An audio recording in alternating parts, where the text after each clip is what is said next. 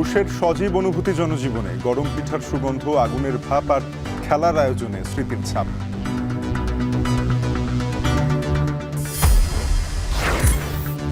ঢাকা মাওয়া এক্সপ্রেসওয়েতে আবারও ঝরল প্রাণ। নিমতলা ও হাসাড়ায় আলাদা দুর্ঘটনায় নিহত 4।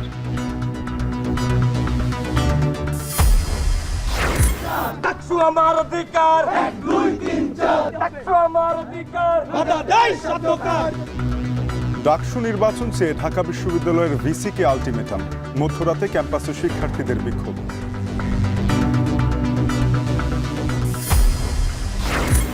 এবং রাশিয়ার গ্যাস সরবরাহ বন্ধে ইউরোপে বিদ্যুতের দাম বাড়ার আশঙ্কা। যুক্তরাষ্ট্র কাতারে বিকল্প মজুদের খোঁজ।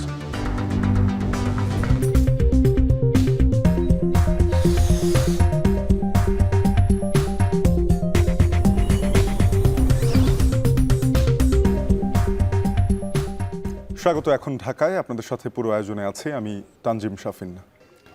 পৌষ, শীতের অনুভূতি নিয়ে আসে প্রকৃতি ও জনজীবনে। শীতের কুয়াশার চাদর, প্রাণ প্রকৃতির নীরবতার সুরের গুঞ্জনে তৈরি হয় এক অনন্য আবহ। গরম পিঠার সুগন্ধ ও আগুন জ্বালিয়ে ভাপ নেওয়ার উষ্ণতা জীবনে যোগ করে এক সজীব অনুভূতি। পাড়ায় পাড়ায় ব্যাডমিন্টন খেলার উচ্ছ্বাসটাও শুরু হয় পৌষের শুরু থেকে। সব মিলিয়ে পৌষ যেন এক অনুভূতির ঋতু, যা প্রকৃতি ও মানুষের জীবনে রেখে যায় উষ্ণ স্মৃতির ছাপ। বিস্তারিত শাহাদাত অবসের প্রতিবেদনে। পৌষের নিকটাত্মীয় এই কুয়াশার চাদর।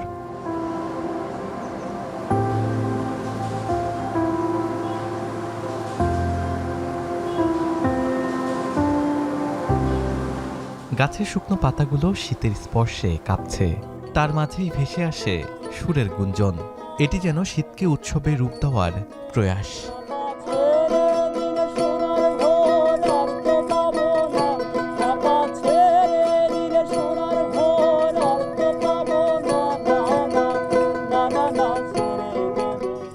প্রকৃতি নিজেকে মুড়িয়ে নিয়েছে শীতের বাতাসে।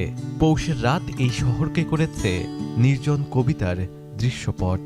রাতের ঝরা পাতা, গরম পিঠার সুগন্ধ আর রাস্তার মোড়ে জ্বলতে থাকা আগুনের উষ্ণতা, সবকিছু মিলিয়ে পৌষের এই রাত যেন এক সজীব অনুভূতির গল্প বলে। এই পৌষ মাসে যে সময়টা বা শীতের যে আমেজটা, এই আমেজে আমি অনেক গল্প খুঁজে পাই। হয়তোবা আমি রাস্তা দিয়ে ঘুরছি, কেউ হয়তোবা পিঠা খাচ্ছে, কেউ পিঠা বিক্রি করছে। পৌষে বিভিন্ন ফুলের যে ঘ্রাণগুলো রয়েছে, সেই ঘ্রাণগুলো আমাকে অনেক স্মৃতি মনে করিয়ে দেয়, যে স্মৃতিগুলো স্পেশালি আমার লেখার মধ্যে ফুটিয়ে তোলার চেষ্টা করি আমি। তো শীতকালে মানুষজন বাইরেও অনেক কম থাকে, তো নিরিবিলি গানটা গাওয়া যায়। গান যেহেতু সাধনার ব্যাপার, মন থেকে আসে। কেমন করে যেন শীত একটি খেলাকে নিজের করে নিয়েছে। পাড়ায় পাড়ায় ব্যাডমিন্টন কোর্ট তৈরি করার ধুম পড়ে যায় পৌষের শুরুতেই। শিশুরা অধীর আগ্রহে অপেক্ষা করে ব্যাডমিন্টনের একজোড়া ব্যাটের জন্য। শীতের সময় আমরা বিভিন্ন ধরনের খেলাধুলা, যেমন ক্রিকেট খেলার পাশাপাশি ব্যাডমিন্টন খেলাটা আমরা সবচেয়ে বেশি খেলি। ব্যাডমিন্টন খেলার ভিতর যে একটা উষ্ণ ভাব আছে, এটাই মূল আকর্ষণ। বাংলাদেশের শীতকাল উৎসবের ঋতু বলেই পরিচিত। পৌষের সন্ধ্যায় গ্রামের উৎসব ভর করে গরম পিঠার ধোঁয়ায়। শহরের অলিতে গলিতেও দেখা মেলে রকমারি পিঠার পসরা। একবারে খাওয়া গেল 2টা, আরেকজনে খাওয়া গেল 2টা, তো এরকম করে তো 2-1টা করে যা আস্তে আস্তে যায়। আর বেশি শীত পড়লে না আল্লাহ কই তারবো। শীতকালে পিঠা খেতে অনেক মজা, এর লেগে পিঠা কিনলাম। ধোয়া উঠা চায়ের দোকান যেন পূর্ণতা পায় এই পৌষেই। চলে আড্ডা, এক চুমুক চা হয়ে ওঠে অমৃত। বন্ধুদের নিয়ে রাতের বেলা আড্ডা দেওয়া এবং শীতকে দূর করার জন্য চা আর গরম পানি, এটাই অত্যন্ত আনন্দদায়ক। ভালোই লাগে, দেখা গেছে সবাই বন্ধু বান্ধব একত্রে, প্লাস হচ্ছে ওয়েদারটাও জোস। রাস্তার ধারে জ্বলতে থাকা আগুন শীতার্ত মানুষের মনে আশার প্রদীপ হয়ে জ্বলে। অন্যদিকে তরুণরাও বেরিয়েছে শীতকে উদযাপন করতে।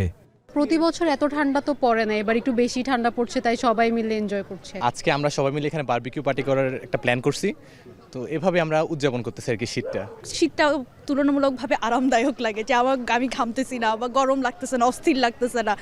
রাত বাড়তেই পাল্লা দিয়ে বাড়ে শীত। কারো কারো কাছে শীতের রাত সুদীর্ঘ।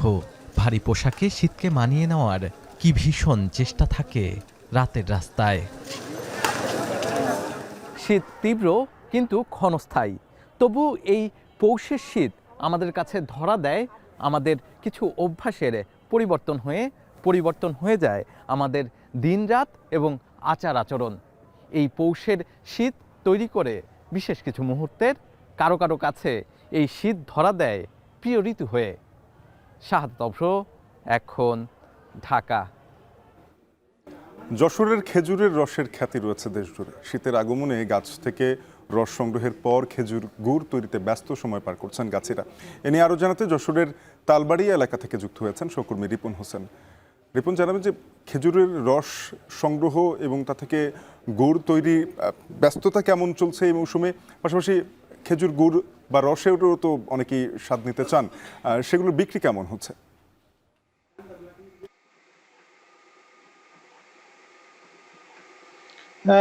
দেখুন, যে শীত মৌসুম আসলেই যশোর অঞ্চলে কিন্তু খেজুরের যে রস সংগ্রহ সেটি গাছিরা ব্যস্ত সময় পার করে, এবং এই রস দিয়ে গুড় দিয়ে যে পিঠা তৈরি হয় সেই পিঠা খেতেও কিন্তু মানুষের ভিড় পড়ে। সে ফলে পিঠার যে মৌসুম রয়েছে সেখানে যে ঢেঁকি ছাটা যে গুঁড়া তৈরি হয় সেখানেও কিন্তু ব্যস্ত সময় পার করে। আমরা দেখেছি যে সকাল থেকে বিভিন্ন স্থানে আমরা যে রস গুড় তৈরি সেটি হয়েছে এবং বিক্রি কিনেও ভালো হচ্ছে। আমরা গাছিদের সাথে কথা বলেছি, তারা বলছেন যে এই মৌসুমে তারা যে পরিমাণে রস সংগ্রহ করছেন অন্য বছরের তুলনায় কিছুটা কম হলেও দামটি তারা ভালো পাচ্ছেন। 1 কেজি খেজুরের গুড় তারা বিক্রি করছে 300 থেকে 400 টাকা, এবং যে পাটালি সেটি বিক্রি করছেন 400 থেকে 500 টাকা পর্যন্ত, এবং এর চাহিদাও ভালো রয়েছে। তারা বলছেন যে চাহিদা ভালো থাকায় তারা বিক্রি বেড়েছে। পাশাপাশি আমরা দেখেছি যে মা বোনেরা সকালবেলা যে ঢেঁকি দিয়ে পা দিয়ে মাড়িয়ে যে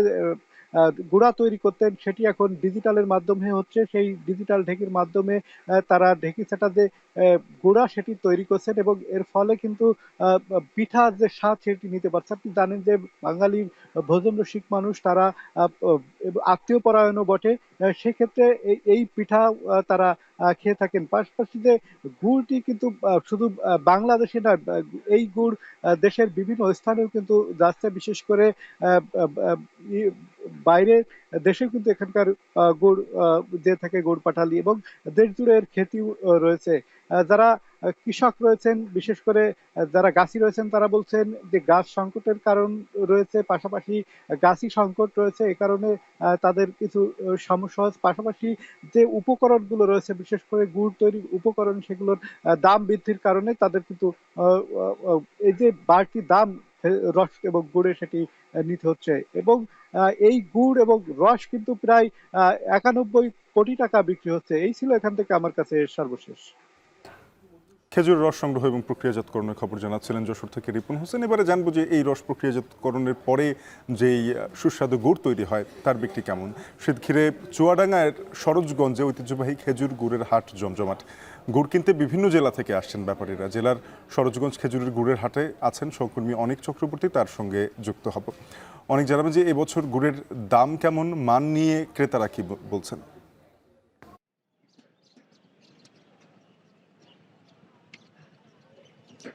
শাফিন, আমি এখন যে হাটটিতে আছি এটি হচ্ছে সরোজগঞ্জ ঐতিহ্যবাহী খেজুর গুড়ের হাট। এই খেজুর গুড়ের হাটের বয়স কয়েকশো বছর।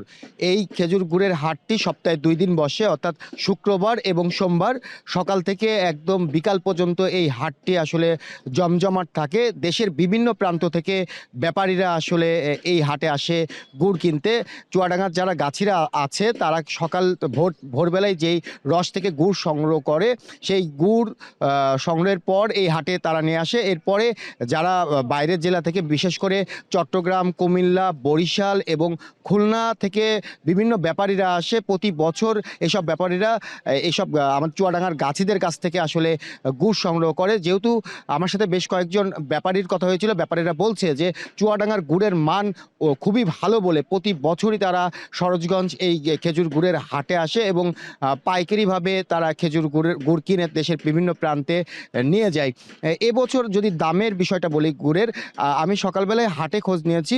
এখানে এক ভার গুড়ে এর দাম পাইকারি যে আড়তে বিক্রি হচ্ছে সেটি হচ্ছে 2100 থেকে 2200 টাকায়। সেই অনুপাতে প্রতি কেজি গুড় 160 থেকে 170 টাকা হিসেবে কেজি হিসেবে বিক্রি হচ্ছে। পাশাপাশি গাছিদের সঙ্গে আমার কথা হয়েছিল, গাছিরা বলছে যে যদি ভালো মানের গুড় নিতে হয় তাহলে হচ্ছে সেই গুড়ের কেজি পড়বে 220 থেকে 230 টাকা কেজি দরে। তো সব কিছু মিলিয়ে আসলে গাছিরা আরও বলছে যে বিগত কয়েক বছর খেজুর গাছের সংখ্যা আসলে ক্রমশই কমে আসছে। এর প্রধান কারণ হচ্ছে এইসব খেজুর গাছ চলে যাচ্ছে ইটভাটায়।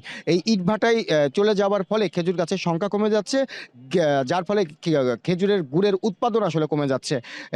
এবছরও কিন্তু আসলে বেশ কয়েকজন ব্যাপারী আমাকে বলছে যে এই হাটে এবছর কিন্তু আসলে খেজুরের গুড়ের যে চাহিদা সেই চাহিদা অনুপাতে তারা কিনতে পারেনি, কারণ খেজুর গুড় উৎপাদন আসলে কম হয়েছে এবং এই হাটে আসলে খেজুরের গুড়ের যে চাহিদা থাকে সেই অনুপাতে আসলে গুড় আসেনি এবছর। তো সব কিছু মিলিয়ে এবছর এই হাটে খেজুর গুড় 20 থেকে 25 কোটি টাকায় আসলে ব্যবসা বাণিজ্য হবে বলে জানা গেছে। তো শাফিন, আমার কাছে সরোজগঞ্জ থেকে গুড়ের হাট থেকে এই ছিল সব শেষ।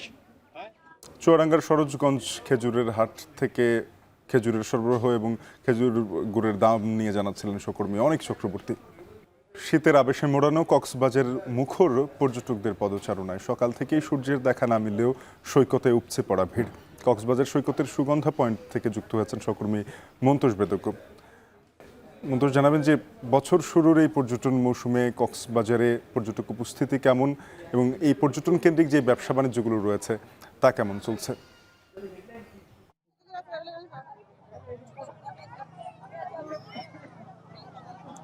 শাফিন, এই মৌসুমের শুরু থেকেই আসলে কক্সবাজারের পর্যটন খাতে একটি সুবাতাস বয়ে এসেছে এবং এটির কারণে এখানকার যে ব্যবসায়ীরা রয়েছেন তাদের মাঝে একটা প্রত্যাশা যেহেতু তাদের পূরণ হয়েছে, তাদের মাঝে স্বস্তি যেমন আছে আনন্দ আছে। আমরা কিছুক্ষণ আগে আসলে এখানে সূর্যের দেখা মিলেছে এবং সকাল থেকেই কুয়াশাচ্ছন্ন ছিল সৈকত।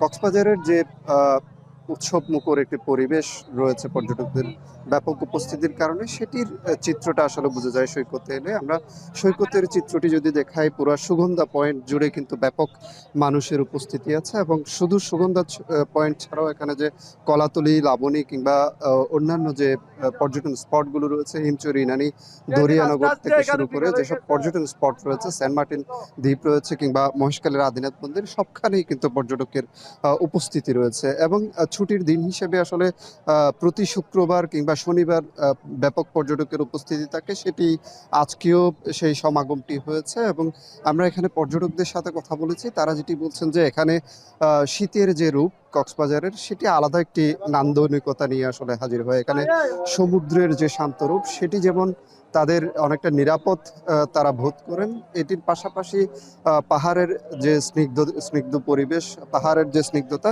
সেটিও তাদেরকে মোহিত করে এবং সেটির কারণে তারা আসলে কক্সবাজার মুখ হন, এখানে বারবার ছুটে আসেন। এবং এটির কারণে কক্সবাজারের যে স্থানীয় ব্যবসা বাণিজ্য, সৈকত কেন্দ্রিক যে ব্যবসা বাণিজ্য কিংবা হোটেল মোটেলের কথা যদি বলি, রেস্তোরাঁর কথা যদি বলি, সবখানেই কিন্তু একটা স্বস্তি, প্রাণচাঞ্চল্য আসলে ফিরে এসেছে এবং সেটির কারণে তাদের মাঝে আনন্দ, উচ্ছ্বাস সবই আসলে কাজ করছে এবং তারা এই সময়টা যাতে ভবিষ্যতেও ভালো কাটে সেটি প্রত্যাশা করছেন। শাফিন, এই ছিল সবশেষ। কক্সবাজার সমুদ্র সৈকত থেকে পর্যটন নিয়ে জানাচ্ছিলেন সহকর্মী মন্তোষ বেদজ্ঞ। দিনাজপুর সরকারি কলেজের অর্থনীতি বিভাগের 50 বছর পূর্তি উৎসব আজ। সেখানে যোগ দিয়ে বক্তব্য রাখছেন বিএনপি মহাসচিব মির্জা ফখরুল ইসলাম আলমগীর। আমরা সরাসরি যাচ্ছি সেখানে। এবং দেশকে কিছু দেওয়ার জন্য তারা যেন এগিয়ে যায়। এখন অনেকে, যেমন আমি আপনার কিছুটা হতাশা প্রকাশ করেছি, অনেকে সময় এখন একটু হতাশা প্রকাশ করছেন যে এত বড় একটা আন্দোলন হলো, এত প্রাণ গেল, এত বছর গেল, তারপরেও এত সমস্যা কেন? সমস্যা তো থাকবেই, সমস্যাকে নিয়ে আমাদেরকে এগিয়ে হবে। আমি সেই জন্যই শেষ করব রবি ঠাকুরের একটা কবিতার শেষ অংশ দিয়ে, যেটা আমার সবসময় মনে হয় যে কখনো যেন হাল ছেড়ে না দিই আমরা। কবিতাটি হচ্ছে দুঃসময়, তার শেষের দুটো কবিতার লাইন আমার এখনো মনে আছে। যদিও সন্ধ্যা আসিছে মন্দ মন্থরে, সব সঙ্গীতে গেছে ইঙ্গিতে থামিয়া, তবু বিহঙ্গ ওরে বিহঙ্গ মোর, এখনই বন্ধ করো না পাখা। আমরা যেন কখনো পাখা বন্ধ না করি, আমরা যেন তীরে পৌঁছানোর জন্য আমরা উঠতে চেষ্টা করি। একদিন না একদিন আমরা সেখানে পৌঁছবই। আমার বিশ্বাস ভবিষ্যৎ প্রজন্ম, যারা আমাদের আশা, যারা আমাদের আকাঙ্ক্ষা, তারা আমাদের এই স্বপ্ন পূরণে তার সবচেয়ে বড় সহায়ক ভূমিকা পালন করবেন। আমি দেখেছি ছেলেদের মধ্যে প্রচন্ড স্বপ্ন আছে, তাদের অত্যন্ত আকাঙ্ক্ষা আছে এবং কর্মক্ষমতা আছে। দিনাজপুর সরকারি কলেজে বক্তব্য রাখছিলেন বিএনপি মহাসচিব মির্জা ফখরুল ইসলাম আলমগীর। আমরা সরাসরি যুক্ত হয়ে শুনছিলাম। রাজধানী ঢাকা সহ দেশের বিভিন্ন জায়গায় মৃদু ভূমিকম্প অনুভূত হয়েছে। শুক্রবার সকাল 10:30টার কিছুক্ষণ পর এই ভূমিকম্প অনুভূত হয়। ঢাকা ছাড়াও সিলেট, কুমিল্লা ভূমিকম্প অনুভূত হয়েছে। কয়েক সেকেন্ড স্থায়ী এই ভূমিকম্পে আতঙ্কিত হয়ে অনেকে বাসাবাড়ি ও ব্যবসা প্রতিষ্ঠান ছেড়ে রাস্তায় বের হয়ে আসেন। যুক্তরাষ্ট্রভিত্তিক সংস্থা USGS জানিয়েছে, ভারতের নাগাল্যান্ডে ফেক শহরে ভূমিকম্প অনুভূত হয়েছে রিক্টার স্কেলে, যার মাত্রা ছিল 5। শীতে বাড়িতে পিঠা তৈরি করেন অনেকে, আবার বাজারে বিক্রিও বাড়ে পিঠার। এজন্য আতপসহ বিভিন্ন রকমের চালের চাহিদা বাড়ে এ সময়। মতিঝিল কলোনি বাজার থেকে যোগ দিয়েছেন সহকর্মী রাব্বি হোসেন। তার কাছ থেকে জানবো চালের দাম নিয়ে। রাব্বি, জানাবেন যে কোন কোন চালের দাম বেড়েছে? চালের বাজারে কিছুটা দাম বাড়ার খবর আমরা পাচ্ছিলাম কিছুদিন ধরে। বাজারে গিয়ে কি পরিস্থিতি দেখছেন?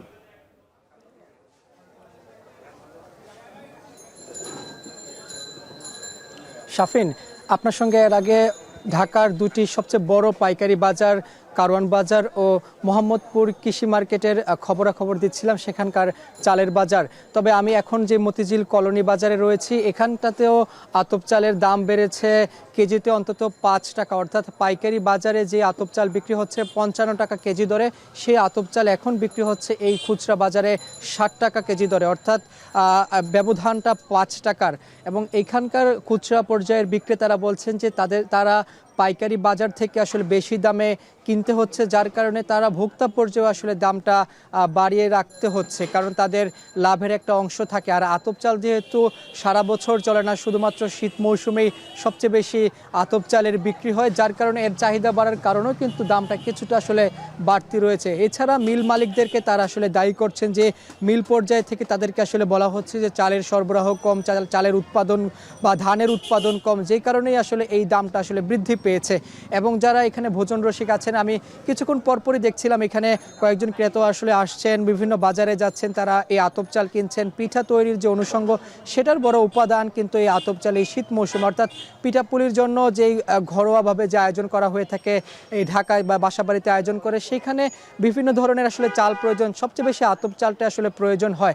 তবে দাম যেহেতু বেড়েছে 5 টাকা কেজি ধরে, সেক্ষেত্রে কিছুটা তাদের মধ্যে আসলে অস্বস্তি রয়েছে, কারণ তারা বলছেন যে বছরে আসলে আতপ চালের মাধ্যমে তারা যে পিঠাপুলির আয়োজন করে থাকে, সেটা আসলে তাদের একটা অনুষঙ্গর বড় কারণ হয়ে দাঁড়ায়। এছাড়া একটা ঐতিহ্যের বিষয় রয়েছে এই শীত মৌসুমে শীতকে উদযাপন করার জন্য পিঠাপুলির মাধ্যমে, যার কারণে আমি কয়েকজন ক্রেতার সঙ্গে কথা বলেছি, তারা বলছেন যে দাম কিছুটা বাড়তি হলেও তারা আসলে কিনছেন, কারণ এই শীতকে তারা উদযাপন করছেন। উপভোগ্যের শীত হয়ে উঠছে এবছরের শীত, যদিও শুরুতেই তাদের কিছুটা বাগড়া পোহাতে হচ্ছে, বাগড়া দিচ্ছে দামের কারণে। এছাড়া যেহেতু সবজির দাম কমলেও চালের অন্যান্য দাম কিন্তু বেড়েছে। পাইজাম চালের দাম বেড়েছে, মিনিকেট চালের দাম বেড়েছে। প্রতিটি চালেরই কিন্তু 3 থেকে 5 টাকা করে আসলে বেড়েছে, অর্থাৎ বস্তাপ্রতি 200 থেকে 250 টাকা দাম কিন্তু বেড়েছে পাইকারি থেকে এই খুচরা পর্যায়ে। এবং বিক্রেতারাও কিন্তু বলছেন যে লাভের অংশটা কিছুটা হলেও আসলে কমে গিয়েছে দাম বাড়ার কারণে। এই ছিল আমার কাছে মতিঝিল থেকে সবশেষ খবর। মতিঝিল কলোনি বাজার থেকে চালের দরদাম নিয়ে জানাচ্ছিলেন সহকর্মী রাব্বি হোসেন। আগামী 72 ঘন্টার মধ্যে ডাকসু নির্বাচনের রোড ম্যাপ ঘোষণা করতে ঢাকা বিশ্ববিদ্যালয়ের উপাচার্যকে আলটিমেটাম দিয়েছেন শিক্ষার্থীরা। তারা জানিয়েছেন ডাকসু নির্বাচন বানচাল করতে অপচেষ্টা চলছে, যা মোকাবিলায় প্রস্তুত আছেন শিক্ষার্থীরা। বিস্তারিত আসিফ ইকবালের প্রতিবেদনে। দীর্ঘ 28 বছর অচল থাকার পর 2019 সালে নির্বাচনের মাধ্যমে সচল হয় ঢাকা বিশ্ববিদ্যালয়ের কেন্দ্রীয় ছাত্র সংসদ ডাকসু। এরপর পেরিয়ে গেছে 6টি বছর। শিক্ষার্থীদের দাবি থাকলেও বিগত আওয়ামী লীগ সরকারের ছাত্র সংগঠন ও সে সময়ের বিশ্ববিদ্যালয় কর্তৃপক্ষের উদাসীনতায় হয়নি আর কোনো নির্বাচন। গত 5ই আগস্ট হাসিনা সরকারের পতনের পর থেকেই জোরালো হয় ছাত্র সংসদ নির্বাচনের দাবি। তবে এই নির্বাচনের সময় নিয়ে ছাত্রদের মধ্যে রয়েছে মতবিরোধ। শিক্ষার্থীদের একটি অংশ দ্রুত ছাত্র সংসদ নির্বাচন চাইলেও ছাত্রদল সহ কয়েকটি সংগঠন বলছে ডাকসু নির্বাচনে আরেকটু সময় দরকার। এসব আলোচনার মধ্যেই ডাকসু নির্বাচন নিয়ে ফের উত্তপ্ত ঢাকা বিশ্ববিদ্যালয়। সিন্ডিকেট সভায় দ্রুত ডাকসু নির্বাচনের ব্যাপারে আলোচনা উঠলে এর বিরোধিতা আসায় তাৎক্ষণিক প্রতিক্রিয়া জানায় শিক্ষার্থীরা। আমরা এখানে দাঁড়িয়েছি ডাকসু আন্দোলনের জন্য। বৃহস্পতিবার মধ্যরাতে ক্যাম্পাসে বিক্ষোভ করে ডাকসু নির্বাচনের রোডম্যাপ দিতে 72 ঘন্টার আলটিমেটাম দেয় ঢাকা বিশ্ববিদ্যালয়ের উপাচার্যকে। অতি দ্রুত সময়ের মধ্যে ভাইস চ্যান্সেলর স্যারকে মেরুদণ্ড সোজা রেখে তাকে রোডম্যাপ ঘোষণা করতে হবে এবং তার সময়সীমা 72 ঘন্টা মাত্র। 72 ঘন্টার মধ্যে যদি রোডম্যাপ ঘোষণা করা না হয় তাহলে কঠোর থেকে কঠোরতর আন্দোলনে আমরা যাব। শিক্ষার্থীরা অভিযোগ করেন ডাকসু নির্বাচন বানচাল করতে একটি গোষ্ঠী ষড়যন্ত্র করছে। বলেন যে কোনো ষড়যন্ত্র মোকাবেলা করতে প্রস্তুত আছেন তারা। ডাকসুর রোডম্যাপ চাই এবং অতি দ্রুত ডাকসু বাস্তবায়ন করার জন্য যা যা পদক্ষেপ নিতে হয় প্রশাসনকে সেটা অতি দ্রুত সময়ের মধ্যে নিতে হবে। বাধা দেয় স্বার্থকার, ডাকসু আমার অধিকার, ডাকসু আমার অধিকার, বাধা দেয় স্বার্থকার। দ্রুততম সময়ের মধ্যে রোডম্যাপ ঘোষণা না করলে কঠোর কর্মসূচির হুঁশিয়ারি দেন শিক্ষার্থীরা। আসিফ ইকবাল খান, এখন, ঢাকা। ঢাকা মাওয়া এক্সপ্রেসওয়ের সিরাজদি খান ও শ্রীনগরে আলাদা সড়ক দুর্ঘটনায় 4 জন নিহত ও কমপক্ষে 10 জন আহত হয়েছেন। বৃহস্পতিবার রাত 12টার দিকে নিমতলী এলাকায় কাভার্ড ভ্যান ও বাসের মধ্যে সংঘর্ষ হয়। আর সবশেষ শুক্রবার ভোর 4টার দিকে মুন্সিগঞ্জের হাসাড়া এলাকায় আরেকটি দুর্ঘটনা ঘটে। পুলিশ জানায় নিমতলীতে দাঁড়িয়ে থাকা মাওয়াগামী কাভার্ড ভ্যানকে ধাক্কা দেয়া বাসটির সামনের অংশ দুমড়ে মুচড়ে যায়। আহতদের উদ্ধার করে শ্রীনগর উপজেলা স্বাস্থ্য কমপ্লেক্সে নিয়ে যাওয়া হলে সেখানে মারা যান বাসের হেলপার ও এক যাত্রী। অপরদিকে শুক্রবার ভোর 4:30টার দিকে এক্সপ্রেসওয়ের হাসাড়ায় বাস দুর্ঘটনায় 2 জন নিহত হয়েছেন। তাদের পরিচয় জানা যায়নি।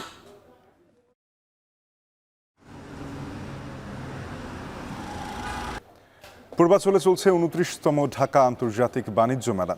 আজ চলছে মেলার 3য় দিন। সেই খবর রাখছেন সহকর্মী ওমর ফারুক, যুক্ত হব তার সাথে।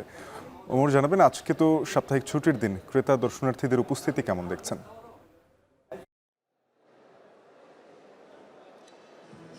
শাফিন, আজকে আমরা জানি আজকে সাপ্তাহিক ছুটির দিন।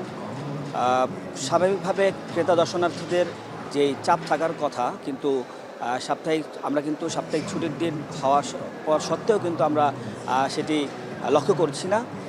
এর কারণ হিসেবে আমরা যেমনটি দেখছি, ঢাকা বেশ কয়েকদিন ধরে ঢাকাতে বেশ শীত পড়েছে, তার একটা প্রভাব কিন্তু আমরা লক্ষ্য করছি। আমরা এখানে আসার পরে দেখছি অল্প অল্প করে কিন্তু ক্রেতা দর্শনার্থীরা আসা শুরু করেছেন মোটা ভারী শীতের জামা পরে,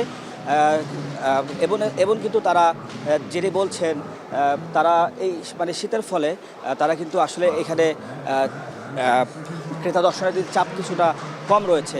এছাড়াও ব্যবসায়ীরা যেটা বলছেন, সরকারি ছুটির দিন হওয়ার ফলে তাদের যে বেচা বিক্রি বা যে হওয়ার কথা সেটি কিন্তু স্বাভাবিকভাবে হচ্ছে না, এবং তারা যেটা আশা করছেন যে দুপুর বেলা গড়াবার সাথে সাথে বা দুপুরের পরে বেচা বিক্রি কিন্তু বাড়ার তারা আশঙ্কা করছেন, তারা আশা করছেন, এবং তারা যেটি বলছেন যে দর্শনার্থীও বাড়ার সম্ভাবনা রয়েছে। এছাড়াও আমরা যেমনটি দেখেছি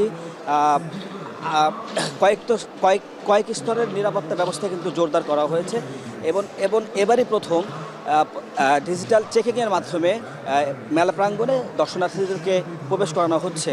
শাফিন, বলে রাখি, এবার কিন্তু দেশি বিদেশি বিভিন্ন পণ্য নিয়ে কিন্তু প্রায় 362টি স্টল রয়েছে, যার মধ্যে কিন্তু 351টি রয়েছে দেশি পণ্য সামগ্রীর স্টল, এবং এর মধ্যে রয়েছে 11টি বিদেশি স্টল, যার মধ্যে যেই দেশগুলো রয়েছে সেগুলো হচ্ছে সিঙ্গাপুর, মালয়েশিয়া, হংকং সহ 7টি দেশের পণ্য সামগ্রী।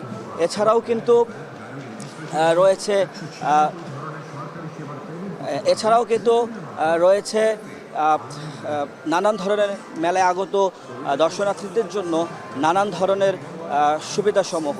আমরা জানি প্রতি বছর মেলায় আগত দর্শনার্থীদের জন্য 70 থেকে 80টি শাটল ব্যবস্থা থাকলেও এবার কিন্তু তা বাড়িয়ে 200টির ব্যবস্থা করেছেন। এছাড়াও কিন্তু উবারের পক্ষ থেকে এবার মেলায় আগত দর্শনার্থীদের জন্য 50% ছাড়ের ব্যবস্থা করেছে রপ্তানি উন্নয়ন ব্যুরো। এই ছিল মেলা থেকে সর্বশেষ তথ্য। সকর্মী ওমর ফারুক যুক্ত হয়েছিলেন ঢাকা আন্তর্জাতিক বাণিজ্য মেলা থেকে। হেলির মাধবপাড়ায় বসেছে অস্থায়ী পাইকারি আলুর হাট। উঠতে শুরু করেছে আগাম জাতের নতুন আলু। প্রতিদিন 1.5 থেকে 2,000 মন আলু বিক্রি হচ্ছে এখানে। অস্থায়ী হাটে কর্মসংস্থানের সৃষ্টি হয়েছে স্থানীয় অনেক বেকার মানুষের। সোহেল রানার প্রতিবেদনে বিস্তারিত। দিনাজপুরের বিরামপুর ও হিলি দিয়ে বয়ে গেছে ছোট যমুনা নদী, আর এই নদী চরে প্রতি বছরে চাষ হয় আগাম জাতের আলু। এসব আলু আগাম ওঠায় মাধবপাড়া এলাকায় গড়ে উঠেছে অস্থায়ী পাইকারি আলুর হাট, যেখানে কৃষক সরাসরি তাদের উৎপাদিত আলু বিক্রি করতে পারছেন পাইকারদের কাছে। গুনতে হয় না ইজারার টাকা। প্রতি বিঘা আলু চাষে 40 থেকে 50,000 টাকা খরচে ফলন হয় 50 থেকে 60 মন। প্রতি মন আলু 2,000 থেকে 2,600 টাকায় বিক্রি হওয়ায় প্রতি বিঘায় লাভ থাকছে 40 থেকে 50,000 টাকা। দাম ভালো পাওয়ায় খুশি কৃষকরা। এই অস্থায়ী হাটে কর্মসংস্থানের সুযোগ হয়েছে স্থানীয় বেকার তরুণদের। আমরা প্রতিদিন প্রায় 40-50 জন মিলে লেবারিগিরি করি এখানে আমরা হাজরা পাই 800, 900, 1000 পর্যন্ত পাই। তাতে সংসারটা আমাদের ভালো মতন চলে। এবারে আমরা আলু লাগাইছি, মোটামুটি ফলন খুব ভালো পাইছি। বিঘাকে 80,000, 90,000 টাকা বিক্রি হচ্ছে। আলুটা মনে করেন এখানে 2200, 2100 টাকা বেচা কিনা হচ্ছে, আর রোমানা হলো 2600, 2700 এর ভিতরেই বেচা কিনা হচ্ছে। এদিকে আলুর মান ভালো হওয়ায় দক্ষিণাঞ্চলের বিভিন্ন জেলা থেকে পাইকাররা আসছেন এ হাটে। প্রতিদিন প্রায় 10 থেকে 15 টাকা আলু যাচ্ছে দেশের বিভিন্ন স্থানে। আমি পলাশবাড়ি থেকে আসছি, এখানে আগাম আলু উঠানো হয়। আমাদের ওইখানে আরো আলু উঠাতে আরো 10-15 দিন সময় লাগবে, সেই জন্য আমরা এখানে নিতে আসছি। আমরা নাটোর থেকে এখানে আসছি আলু কেনার জন্য। প্রতিদিন দেখা যাচ্ছে আমাদের 70 দোকানে 140 বস্তা হয়, কোনোদিন 150 বস্তা হয়। আবহাওয়া ভালো থাকায় এবং দাম ভালো পাওয়ায় আসলে কৃষকরা খুবই খুশি, এবং আমাদের কৃষি বিভাগে যে প্রচারণাগুলো সেগুলো অব্যাহত রয়েছে। আমাদের ব্লক পর্যায়ে যে সরকারি কৃষি কর্মকর্তাগণ আছেন, ওনারা সার্বক্ষণিক কৃষক ভাইদের পরামর্শ দিচ্ছেন। অস্থায়ী আলুর হাটটি চলবে 1 মাস ব্যাপী, যেখানে আলু বিক্রি হবে 15 থেকে 20 কোটি টাকার মতো। সোহেল রানা, এখন হিলি। এবারে দেশের বাইরের খবর। রাতারাতি তরল গ্যাসের সংকট মোকাবেলা নয়, বরং চড়া দামে গ্যাস মজুত করাই এই মুহূর্তে ইউরোপের দেশগুলোর জন্য বড় চ্যালেঞ্জ বলে মনে করেন বাজার বিশ্লেষকরা। গেল বুধবার ইউক্রেন হয়ে ইউরোপের দেশগুলোতে রাশিয়ার গ্যাস সরবরাহের চুক্তি নবায়নে ব্যর্থ হয় মস্কো। এতে করে ইউরোপে জ্বালানি ও বিদ্যুতের দাম বাড়ার আশঙ্কা সৃষ্টি হলেও বিশেষজ্ঞরা বলছেন ইউক্রেন রাশিয়ার এই চুক্তি যে ভঙ্গ হবে তা আগে থেকেই জানত ইউরোপীয় ইউনিয়ন। বিস্তারিত থাকছে সতীর্থ কর্মকারের প্রতিবেদনে। 1991 সাল থেকে ইউক্রেনের পাইপলাইন ব্যবহার করে ইউরোপের দেশগুলোতে তুলনামূলক সস্তা দামে গ্যাস সরবরাহ করত রাশিয়া। মস্কো আর কিয়েভের মধ্যে 5 বছরের গ্যাস ট্রানজিটের যে চুক্তি হয়েছিল, নতুন বছরের প্রথম দিন থেকে তা অকেজো হয়েছে। চুক্তি নবায়নে ব্যর্থ ইউক্রেনীয় নাফটো গ্যাস আর রুশ এনার্জি কর্পোরেশন গ্যাসপ্রম। গেল বুধবার 1 জানুয়ারি থেকে বন্ধ আছে সোভিয়েত আমলের এই গ্যাস সরবরাহের রুট। যদিও রয়টার্স বলছে হাঙ্গেরি, সার্বিয়া ও তুরস্কের মধ্যে দিয়ে তুর্ক স্ট্রিম পাইপলাইন ব্যবহার করে গ্যাস সরবরাহ অব্যাহত রাখার সুযোগ আছে মস্কোর। মস্কো থেকে সস্তায় গ্যাস কিনতে না পারলে আবারও ইউরোপীয় দেশগুলো বড় ধাক্কা খাবে। আন্তর্জাতিক গণমাধ্যমের এই ন্যারেটিভের সাথে পুরোপুরি একমত নন বাজার বিশ্লেষকরা। তাদের মতে হাঙ্গেরি, স্লোভাকিয়া, অস্ট্রিয়া বা ইতালির মতো কিছু দেশ মস্কোর গ্যাসের ওপর নির্ভরশীল হলেও কিয়েভ যেই চুক্তি নবায়ন করবে না সেটা ইউরোপের কর্তা ব্যক্তিরা আগে থেকেই জানতেন। Plus they also knew this was coming and they have built up stocks, supplies. So this is not going to be a dramatic impact right now, but it means they are still scrambling around for alternative sources. The alternative sources are more expensive. আন্তর্জাতিক সম্পর্ক বিশেষজ্ঞদের পর্যবেক্ষণের ভিত্তিতে Canadian গণমাধ্যম CTV news জানায়, তরল গ্যাসের মজুদ বাড়াতে বিগত কয়েক বছরে প্রচুর বিনিয়োগ করেছে যুক্তরাষ্ট্র। মধ্যপ্রাচ্যের দেশগুলো ইউরোপের জন্য গ্যাসের গুরুত্বপূর্ণ উৎস হয়ে উঠতে পারে। এতে করে চীন বা যুক্তরাষ্ট্রের তুলনায় বেশি দামে প্রাকৃতিক তরল গ্যাস কিনতে হবে ইউরোপকে। যুক্তরাষ্ট্র, কাতার কিংবা নরওয়ের মতো দেশ যখন রাশিয়ার বাজার দখল করছে, তখন স্লোভাকিয়ার প্রধানমন্ত্রী রবার্ট ফিকো বলছেন, মস্কো এই ক্ষতি পুষিয়ে নিতে পারলেও চরম সংকটে পড়বে ইউরোপীয় ইউনিয়নের সদস্য রাষ্ট্রগুলো। মস্কোপন্থী এই নেতা শুরু থেকেই সতর্ক করছেন, ইউক্রেন রাশিয়া গ্যাস রুট বন্ধ হলে স্লোভাকিয়ার ট্রানজিট রাজস্ব আয় ঘাটতির পরিমাণ কয়েক মিলিয়ন ইউরো ছাড়িয়ে যাবে। ইউরোপ জুড়ে বাড়বে গ্যাস ও বিদ্যুতের দাম, এবং এই পুরো বিষয়টির জন্য ইউরোপের রাঘব বোয়ালদের দুষছেন স্লোভাক প্রধানমন্ত্রী। Nikto, opakujem nikto, netlačí Slovensko preč zo životného priestoru, ktorým je Európske spoločenstvo. Treba ale vidieť, že v tomto spoločenstve začínajú dominovať Moscow Kyiv route বন্ধ হওয়ার পরপরই জার্মানি ও ইতালি থেকে গ্যাস কেনার পরিকল্পনা জানিয়েছে রাশিয়ার গ্যাস নির্ভর আরেক দেশ অস্ট্রিয়া। গার্ডিয়ান বলছে, ইউরোপ জুড়ে গ্যাস মজুদের তোড়জোড় দেখে বোঝা যাচ্ছে গ্যাসের সরবরাহ সংকট নয়, বরং গ্যাসের চড়া মূল্যই ইউরোপের নেতাদের মাথাব্যথার মূল কারণ হতে যাচ্ছে। গেল 2024 সালের জানুয়ারি থেকে নভেম্বর পর্যন্ত ইউরোপে 5,000 কোটি বা 50 বিলিয়ন কিউবিক মিটার পাইপলাইনজাত ও তরল গ্যাস সরবরাহ করেছে রাশিয়া। ক্রেমলিন জানাচ্ছে 2023-এর তুলনায় যা 18 থেকে 20% বেশি। যদিও 2022 সালের ফেব্রুয়ারিতে ইউক্রেনে রুশ আগ্রাসন শুরুর পর ইউরোপ জুড়ে গ্যাস কেনার তোড়জোড় শুরু হয়েছিল, কারণ 2022-এর তুলনায় 2023-এ ইউরোপের দেশগুলোতে 55% বেশি তরল গ্যাস বিক্রি করে মস্কো। সতীর্থ কর্মকার, এখন বিশ্ব। এখন ঢাকা শেষ করব শিরোনামগুলো আরেকবার জানিয়ে।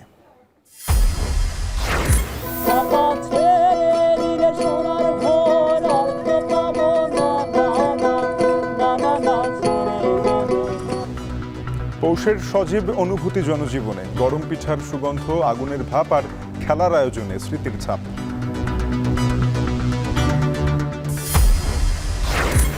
ঢাকা মাওয়া এক্সপ্রেসওয়েতে আবারও ঝরল প্রাণ, নিমতলা ও হাসাড়ায় আলাদা দুর্ঘটনায় নিহত 4।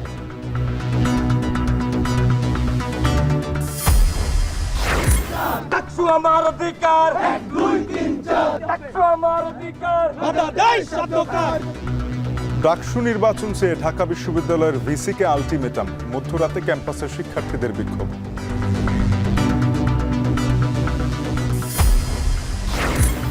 এবং রাশিয়ার গ্যাস সরবরাহ বন্ধে ইউরোপে বিদ্যুতের দাম বাড়ার আশঙ্কা, যুক্তরাষ্ট্র কাতারে বিকল্প মজুদের খোঁজ।